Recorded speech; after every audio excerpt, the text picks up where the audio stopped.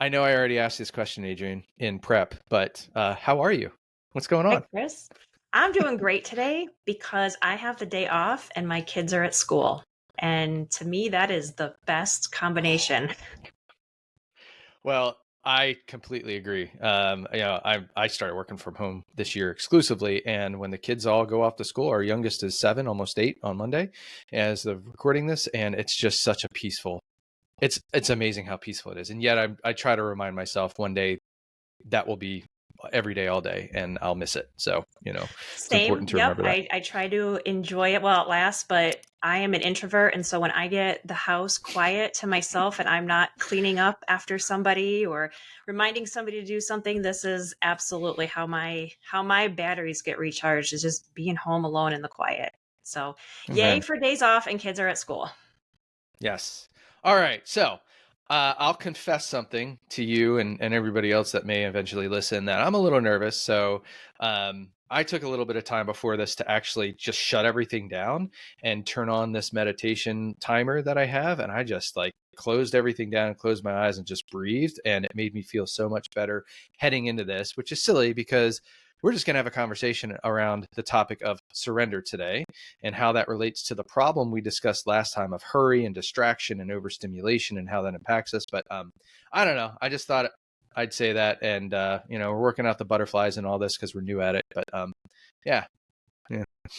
Thanks for sharing that, Chris. So we're talking about the problem of I've been saying this, that the water we live in, we don't even know we're in. Like do fish know that they're in water? I don't know. And that means like, hey, we're in this culture and society of go, go, go, hurry, hurry, hurry, distraction, that just pervades everything. And it's so hard. It seems hard to slow down and kind of get our souls back. Right. And so this whole season's all about what do we do with that? How do we fight back against that? And today, last time it was kind of all about the problem. We gave a little challenge at the end, but today is about, all right, let's start talking about what we can do with that. And the topic for today is surrender. So that's an interesting word. And I think in our culture, it tends to come with negative connotation. So I'd love to ask you your honest, authentic reaction to that. When someone says to you, surrender, what do you feel? What do you think, Adrian? I think, oh gosh, that sounds scary. Surrender. Hmm. What am I being asked to surrender? What am I being asked to let go of? Hmm. I think for surrender, it is a thought of what do I have to let go of, and maybe what do I have to lose? What am I losing by surrendering? So it does feel Hmm. kind of scary. I think that maybe surrender also equals something has to change, and change is scary too. And Hmm. the other thing that I thought about for surrender in the context is that I think sometimes a lot of people have surrender seems kind of like a religious word, right? Like it kind of feels maybe churchy, or at least that's how I've Yeah. perhaps experienced it in the past. And so, how is surrender both in the spiritual context? How does that show up? But then also, what does surrender mean in a non-spiritual context, and how does that apply Yeah. to our everyday lives? So that way, we can actually have a more peaceful existence, whether we are churchgoers, spiritual people, or not. Yeah. Yeah, and as our listeners know, if they've listened to the intro and then this one, it's like, hey, this authentically, there's going to be spirituality brought into this. Doesn't mean that we're advocating any one particular faith, but that's just who I am and how it comes out. And I want to go back to what you said about loss, right? And I think I want to, how we look at things matters, right? And there's this law with this training I attended a long time ago that says, change the way you look at things, and the things you look at change. I don't know who said it originally. I can't contribute that to anybody, but I want to challenge our idea because I think a lot of people, as I've had a lot of conversations about this topic, I think that's the context that we have it in. Oh, I surrender. I give up. Oh no, it's over. I lose, right? It's Mhm. loss. And in this context, I really want to challenge us to see it differently as not necessarily a loss, but a gain, kind of flipping it on its head. And so, asking about what is surrender, and in my head, when I think about surrender, it is a kind of, it's a letting go, and it has to do with control, right? In a lot of ways, right? Surrender, it's like an intentional letting go of this illusion of control and certainty, embracing vulnerability, which Lord knows, to be vulnerable in this day and age, like, man, especially with everybody putting their best self up, quote unquote, up on social media, is scary. Thankful for Brene Brown for talking a lot about that, and then, opening ourselves up to this uh, mystery that is life. And man, I know in my life that's been extremely, extremely hard. And uh, I want to share a story, but before I do, I just want to touch on, I'm a very logical person, right? I'm an Enneagram 5, and so I think in order of things. And this is intentional that I bring this topic up almost first, right? You got to say the problem. Now we're talking about surrender, because without surrender, from my experience and my observation, I don't know how the rest of the things we're going to talk about, such as ancient practices that we're going to discuss in an upcoming episode, identity, self-awareness, authentic community, happens unless there's an aspect of surrender, and they build on each other, right? So that's kind of why I'm starting with that. So yeah, what are your thoughts on that? Yeah, I want to underscore something that you said kind of at the beginning about surrender might be synonymous with giving up. And I actually hadn't Mm, thought about that. And so when you said it's kind of like we're giving up, we're waving the white flag, for me, surrender, when I was thinking about it for my personal self, is giving up some control. But I've never thought of it as giving up, like, like relinquishing or just acquiescing or like I'm tapping out. And I hope that people understand that those are different. Like you can surrender and do it in a way that is healthy and doing it in a way that is for the benefit of your own mental health or for the people in your family. You can make that conscious choice to surrender that control without feeling like you're giving up and waving the white flag. So as you go into sharing your story, I just want to say I really appreciated you sharing that because it kind of shed a little bit of light on the differences for me. yeah, yeah, and I think, yeah, let me share my story, because it's part of my journey, and how I mean, this is why I want to share these things, because it's made such a difference in my life. Roughly 2 years ago, in the business that I ran, which was a real estate sales business, I was losing. It felt like I was losing everything. Things were falling apart, and it started with my identity. I was being challenged as a leader, and not necessarily by other people or people I led, but like, hey, it was, some things were happening, and this is how I internalized it, right? I internalized it by saying, um, oh, I'm losing my identity. I don't know who I am as a person anymore, as a leader. And so, because I felt like I was losing these things, friends, business, stability, love, it was very hard. It was very difficult. And so I ended up having a coaching call with this organization called Identity Exchange that we're actually going to interview Jamie Winship, who started that, later on. And what that helped me understand was how important control and certainty was in my life, and that they had become so important to me that I was holding on to things so tightly. It was like I was suffocating it, right? To bring a little humor into this, is it Tommy Boy? Where Chris Farley is talking to David Spade, and he's talking about what he does with using this. Have you ever seen that movie, Adrian? I haven't. I'm a little ashamed to admit it. Okay, now you got to go watch it. It's fun. Anyway, he's explaining what he does in the sales process with this like piece of bread, and he's like, "I love it, I care for it, and then I destroy it, and I poke it, and he like rips it apart." And it's like, that's kind of what I felt like for me. I was controlling it so much, it was suffocating it. I was killing it, and the coach challenged me to let go. And I'm gonna be honest, that felt like death to me. That felt like I was just going to jump off a cliff, and I didn't have I didn't have a parachute on the way down. And it was a watershed moment for me. It was like, I knew I couldn't solve everything. I knew I couldn't control everything, but what ended up happening is I ended up needing to buy out my business partner. And if I had if I hadn't gotten to the place of surrendering or accepting, if you will, what was, I would have, that would have not gone well. Right. It was almost like a divorce, and I would have been in a bad place. And I had another mentor that talked about getting to neutral, getting to a place where you're almost indifferent of the outcomes so that you're not emotionally attached to one or the other, because that would have colored my response. And it made all the difference. And what I've realized is that surrender as a leader, like especially if like you're beholden to, or you need to control how other people see you or whether they like you or not, how can you really effectively lead them? So surrender or accepting what is has become a really, really important concept in my life, not just spiritually for sure, but also from a business standpoint. Chris, when you had that moment of this is what I have to do. I have to surrender. I have to let go. When you had that insight, how did that clarify your next step? Ooh, huh.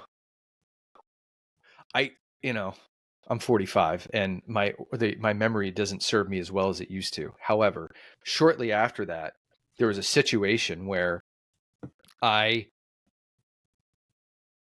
I could have stepped in and controlled an HR type of situation, but I didn't. I was like, well, I'm going to keep my hands off it and just see what happened. I wanted to overfunction and control things, and I didn't. And the outcome of that was so much better than if I had tried to control it myself. People would have been resentful if I had done that, because I would have been trying to control a person or people. And instead, I was like, okay, I'm not going to overfunction. I'm not going to control. I don't know what's going to happen, but I'm just going to kind of trust in the mystery of what's going to happen with this. And it ended up being a good thing. hmm I wonder too how much when we get to that space of accepting that I have to let go of control, I have to surrender to this, if that kind of creates an opening or a space or just bandwidth within us to get clear on what the next step is. Because when you were describing Mm, how you had to control and just have this iron grip, I have similar yeah. experiences in my life too, where I'm holding tight and holding tight and holding tight. And my thinking almost becomes so muddled because I'm so focused on controlling everything that when I can relax that grip a little bit and I can kind of let the situation breathe a little bit, it's like my thinking almost gets a little bit clearer.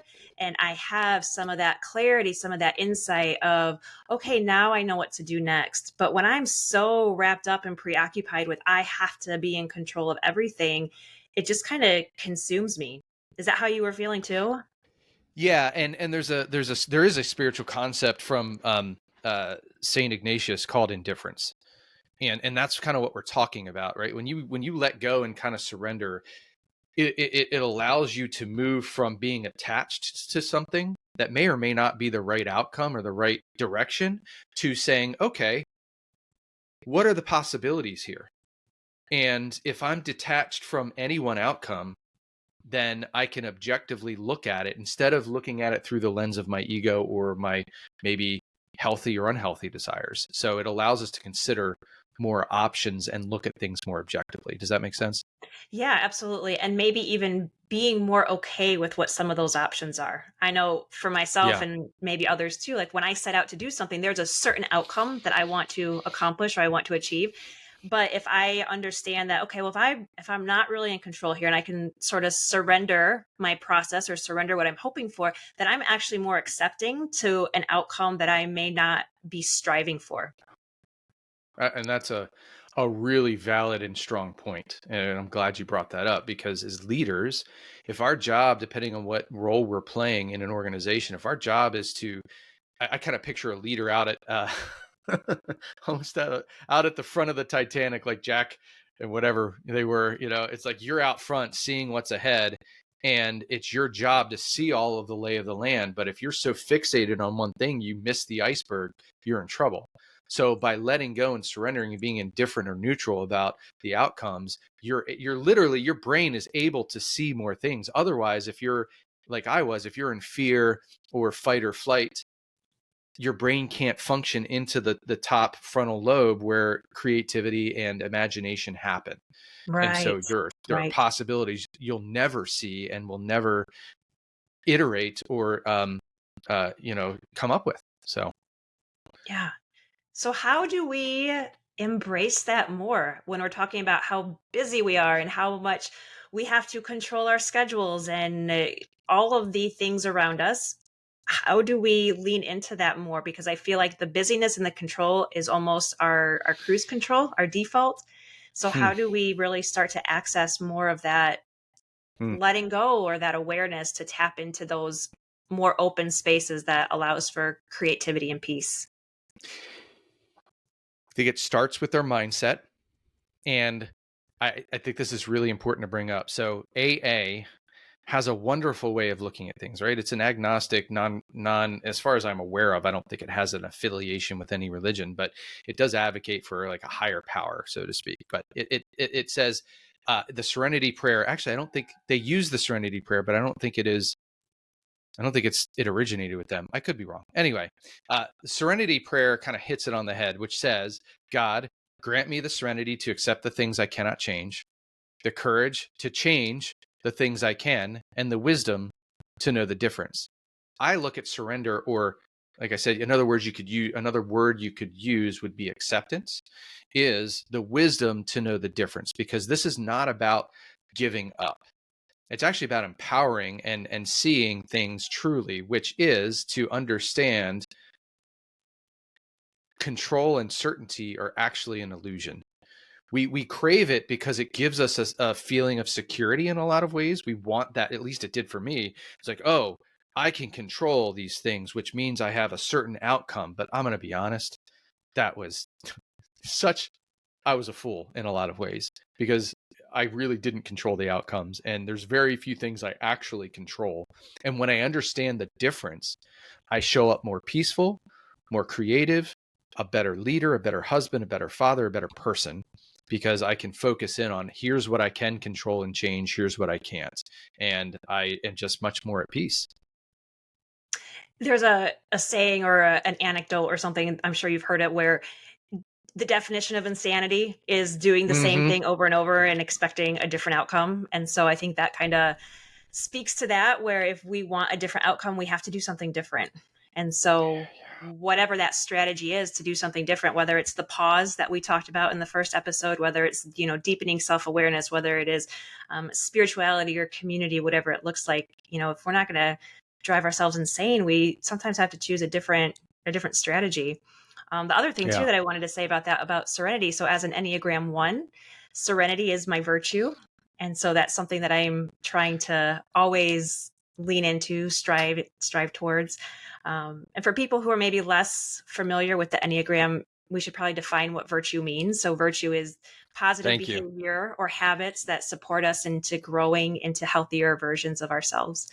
And so my journey to serenity is an opportunity for me to grow into a healthier version of myself, because as a 1, I'm very obsessed with perfectionism. I am very obsessed with having things a certain way, that control, having it the way that I want to be, that I know that I'm not really going to be at peace. I'm not going to be as nice of a person or as fulfilled of a person until I can let go of some of that control.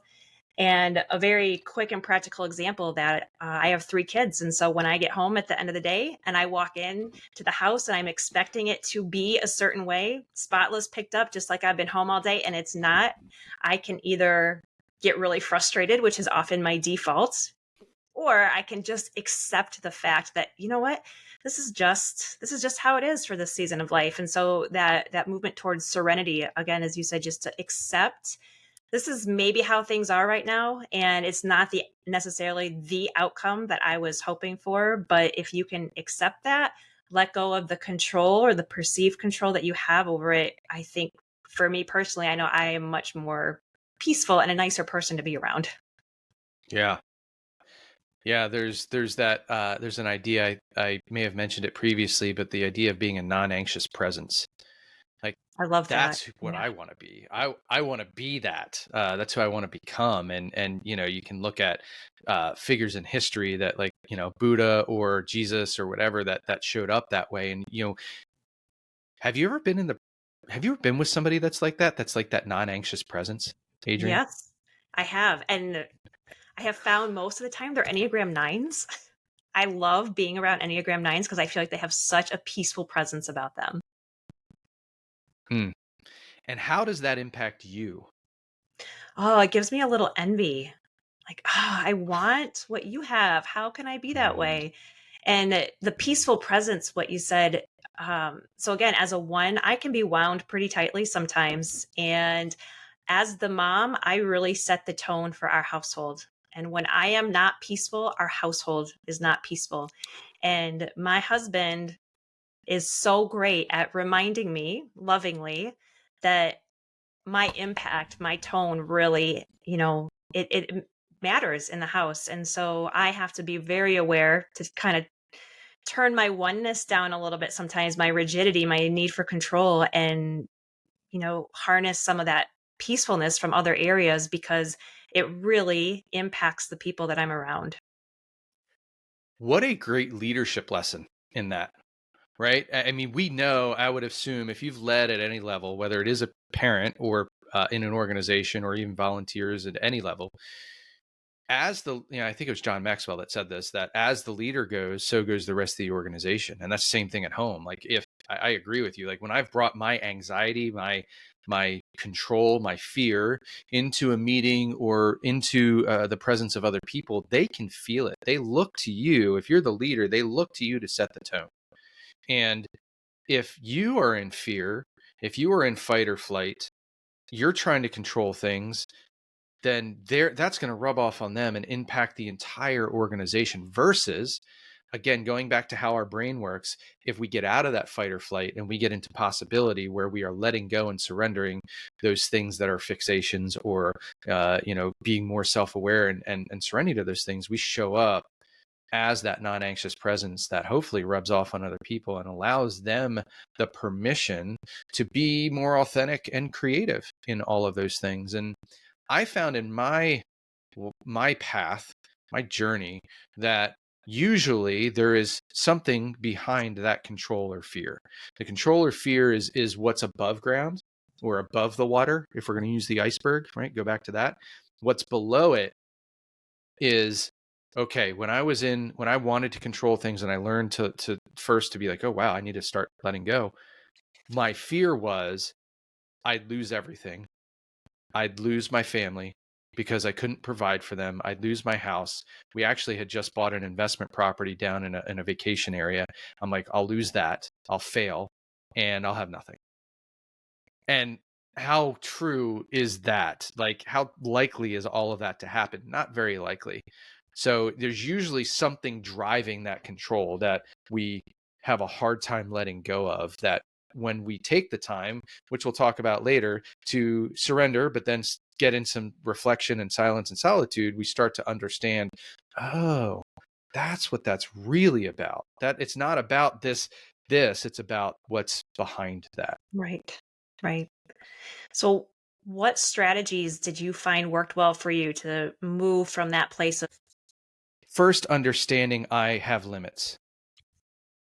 Knowing that, like, knowing that there's a force beyond me that loves me, that wants the best for me, allowed me to let go. And that was for me, understanding what is beyond me allowed me to say, okay, I'm really not the one in control here, and there is something greater than me in control. And going back to that spot allowed me the permission to do that. And I know that may not be the answer for everybody, but for me, that it started with that. And serenity prayer is a great example of that, of understanding what you can and cannot change or control, and the wisdom to know the difference. And there's also, I also would add to that, like, it's not just what can or can you not control or change. What should you control or change? What really should you go after? Because just because you can do it doesn't mean you should.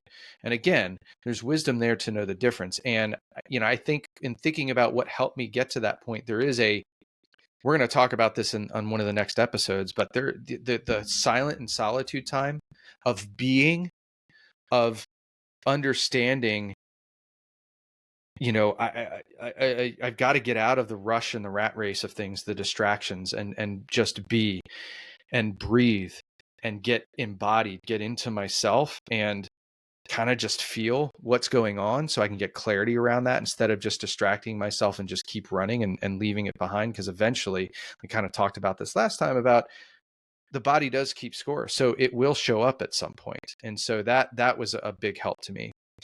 I also had a business coach at the time who had a model.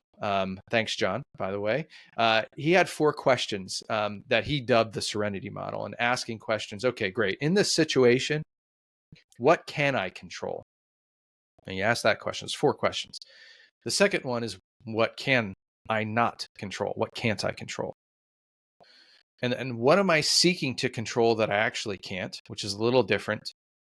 And then what could I be controlling that I'm not? And again, I would add to that a 5th question about, okay, well, just because I could control it doesn't mean I should. What's the wisdom to add on top of those things? So that was a really good model to kind of slow myself down that I've subsequently used with my coaching clients when they're like overwhelmed and they want to move to control, or they're fearful. It's like, okay, let's breathe first. Close your eyes. Let's take some breaths. Get centered now. Because that physiologically changes our body and how we're doing, how we're going. And then you can ask some of those questions.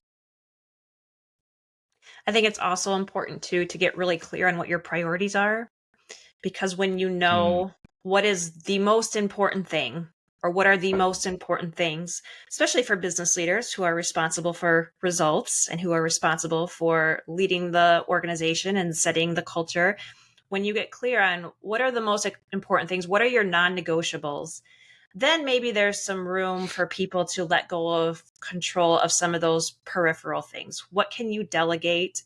Even if it's not going to be done the way you want it, what are you willing to accept to be done by somebody else? Asking for help. But first, you really have to understand, what are your non-negotiables? What must I control? And then what am I willing to let go of that maybe is a little less high priority for me, or that I can allow myself to ask for help or delegate to somebody else. Yeah, and you kind of hit on business, business leaders, and we talked about this before about, it's not about surrender. It's not about giving up. It's actually about being empowered. It's about redefining our relationship with those desired outcomes, understanding that we can't always control the results. And, another model, if you will, that has helped me in that, it's you don't just sit there and do nothing, right? That's not okay. You're responsible as a leader to move the organization forward.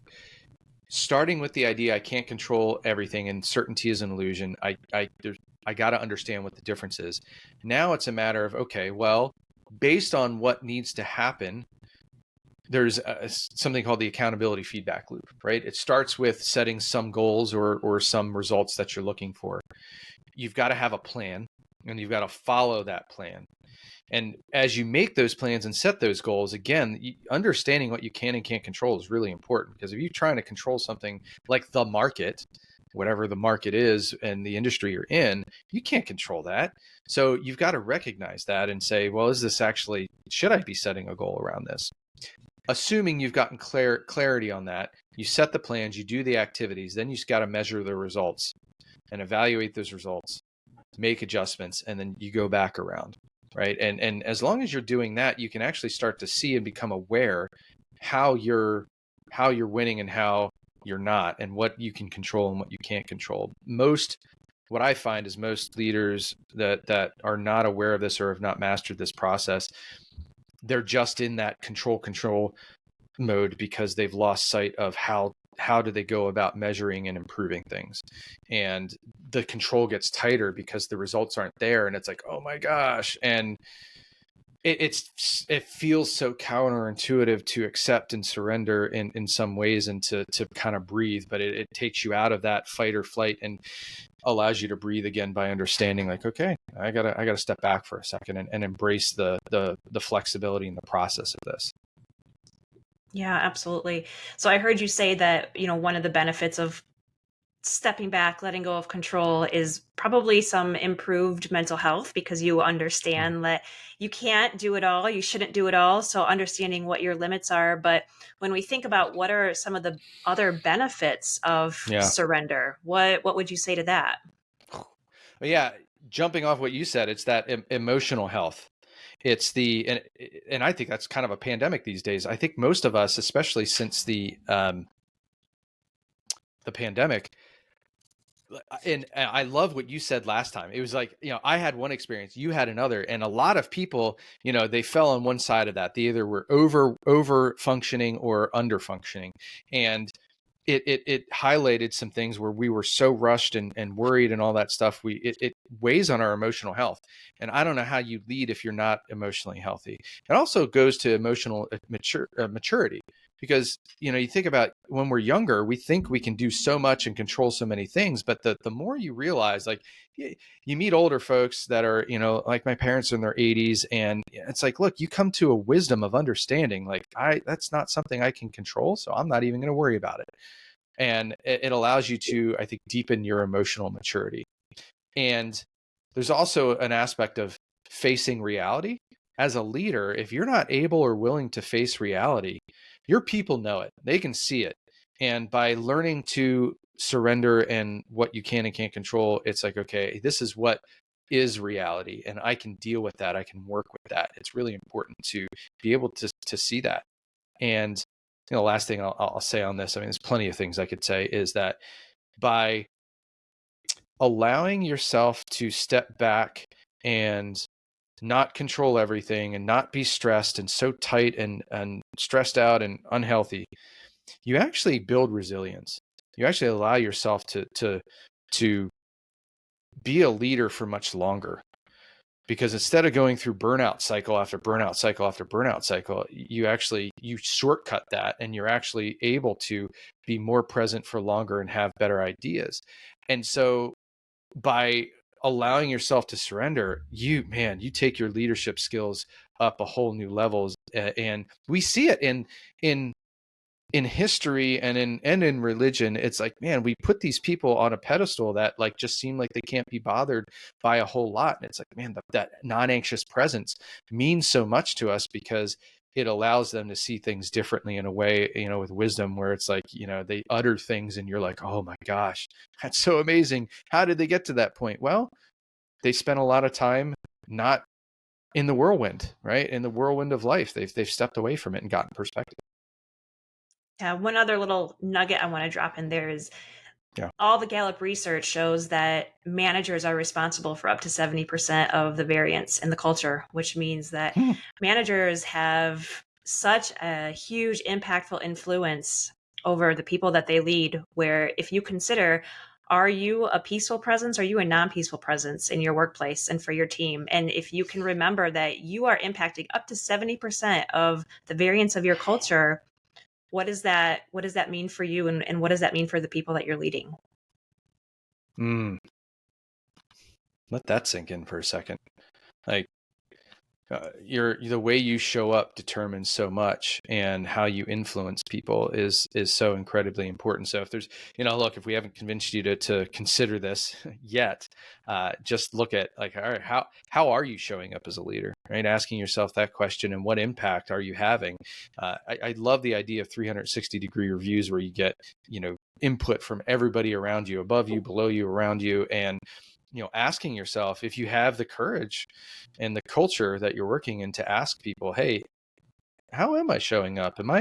Would you say that I'm, anxious and controlling, or am I a little bit, more relaxed? Am I too relaxed? Should I step in maybe and exert influence, not control, but influence over things more? Right? That feedback could be really, really important. And I know there's been plenty of studies done, by various organizations around the impact of surrender and the serenity that can bring. And the Mayo Clinic has discussed, a lot of health benefits from meditation and the practice that leads to or helps with surrender or acceptance. And there's plenty of evidence out there. So just Google it, and I guarantee you it will come up.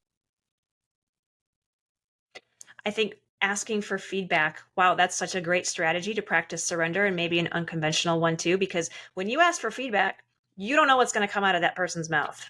And you do not have control over that. And so if you're willing to take a risk and ask for feedback and really hear and listen what they have to say, that's a really great way to start practicing the art of surrender. I think another way that I think people can practice surrender too is community. Be in community Mm, and be with people who are going to uplift you, who are going to support you when you're feeling down, who might be able to give you some personal feedback too, and really help you understand where you might be showing up that is a little bit too tightly controlled or too tightly wound, but also doing that with love. mm. Yeah, authentic community. That's another thing we're going to cover in a subsequent episode. And that is incredibly important. I heard a statistic that since COVID, the average adult has maybe one other close confidant that they can like really trust in. And that's like, I forget what that's down from, like three since before that. But man, we are increasingly isolated in our world, even though we're quote unquote connected through social media. But let's be honest, that's not real connection. Usually we're using that to compare ourselves and figure out like, how am I doing? And that's not healthy either. So, developing that healthy community, that authentic community, as we're going to call it, is incredibly important, because it if we're just in our own world, not surrendering, in our own head, all the voices that are going on with that, like in my life anyway, that has led to depression. Right? It's just this spiral that I know not everybody goes there, but I definitely have. And that's my strong four. So Adrian, I've really enjoyed this conversation. I wasn't sure exactly where it was going to go, and I think we've I don't know. For me, it's been really helpful, and diving into some of these things with you. I would love to get to some, like, okay, practically speaking, we've touched on this, but practically speaking, how does one start to do this, and where do we go with this? For me, in my journey, it was recognizing I'm at the end of myself. I I just I can't do anything else. And it was a place of pain for me. And I'm hoping by sharing this that most of you listening won't have to get to that point before you say, oh, I'm done. I can't do this anymore. Right. So intentionally making that decision to understand control uncertainty is an illusion on most things, and embrace the vulnerability that brings. It's like, all right, well, I can only control and be certain about certain things. I need to understand the difference between those two things, and shift that perspective to understand it's not all about you. Maybe there is a force greater than you that you can go to if you have that in your spiritual bag of beliefs and things, but at least understanding it's not all about me. It doesn't depend all on me. It does take a community, and I've got to shift away from that and understanding that. So I would start with that, simply recognizing that. And even a little preview here, even getting into some of these practices we're going to talk about stopping and being, solitude, silence, contemplation. Yeah, and I would go back to what we had said about community and really leaning into your community too. For me, that's been a really critical part of my letting go of control when I'm able to do it. And I have what I like to refer to as a personal board of directors. And people in the business world will be really familiar with the term board of directors, but for a personal lens, thinking about who are the people closest to you that kind of sit in your life that are there to support you, to guide you, to offer you advice. It can be spouses, friends, therapists, spiritual directors, bosses, whoever that looks like. But to really get clear on who are those go to people and what is the role that they're going to play for you. So they may serve in different positions. One of them might be your cheerleader. One of them might be your calling bullshitter. One of them might be your whatever it is for what you need. But to know who those people are, and when you go to them, trusting and believing that they're going to give you honest feedback. And I know for me, in the whole idea of letting go of control and surrendering, my best friend, when I go to her and tell her that hey, this happened, I'm struggling with it, she'll be like, girl, just let it go. Right. And I'm like, yep, okay, you're right. And sometimes I need that outside voice to almost give me permission to let it go. So I would just encourage everybody to really think about who is on your personal board of directors and how are they going to help you with this whole idea of surrendering and moving towards serenity. I am not going to subject the listeners to the torture that would be me singing, but I'm pretty sure there's a song that goes along with what you just said. And what you mentioned was having a black hat thinker in your life. Depending on your type of personality, you might be a glass half full person, and that's great. However, sometimes it's not great because you completely ignore you know, some really big red flags, and having that black hat thinker in your life, that can help give perspective would be important. And there's one more thing I think is really important to add to this is setting boundaries. And this will go to some of the things we'll talk about later. But things like number of hours you work. If you haven't checked her out, there's a woman on Instagram. She's probably TikTok and whatever. I'm not on there, but I'm just on Instagram. It's at LOEWHALEY. It looks like Low Haley, but it's beautiful because she'll say, here's the human response and here's the corporate response. She'll have two people, she's playing both, and it's like, well, here's how you address this when they're asking you to work overtime or on the weekends or something like that. So I think setting hours worked, especially if you're an entrepreneur or business owner. It's like, man, it all quote unquote falls on you, and you feel like you have to work 24/7 and be there, and that is not sustainable and it's not healthy. So boundaries on work time, boundaries on rest time, when you're resting, when you're available, when you're not available. All of that stuff's going to help with decision fatigue, emotional fatigue, self-care, all of that stuff. But setting boundaries, and the world I come from in real estate, man, I remember this one woman was saying on a panel, she was up front in this event, bragging about how she answered leads at 2 a.m. And I'm like, oh my gosh, no, please don't do that. Like, you're teaching people that you're available at all hours. And sleep. We haven't even talked about sleep yet, but that is so important to your health. And you got to set boundaries. You got to have a chance to turn your phone off, put it aside, put it to bed, and go from there. So, all right, Adrian, I want you to share the challenge that we've got for folks this week. So, our challenge for this week, when you think about the idea of letting go of control, is take some time to make a list of 3 to 5 things that you might be willing to let go of control of. It can be easy things like, hey, maybe I'll let my husband do the grocery shopping this week. It could be something at work, like maybe I'm going to let this particular person on my staff do this particular part of the project. But get real clear on 3 to 5 things that you feel like you have to be in control of, and then consider what might you be willing to loosen that iron grip just a little bit, and pay attention to how that feels. It might be a little scary. It might be pushing you out of your comfort zone a little bit, but when you can start to understand what it is that you can loosen that grip on, then that will just move you in the right direction of being able to surrender that for the sake of more peace. I love that. So remember, connect with us on Instagram at The Overflowing Life, and let us know, what did you write down? Send that to us. And just a reminder, we will be doing a Q&A session, or Q&R, question and response session at the end of the season. So send us your questions. What didn't we cover? What do you want to hear more of? We would love to hear your questions and challenges, and make this interactive. So thanks a lot, Adrian. I really appreciate you engaging with me today, and it's been a great conversation. Bye, Chris.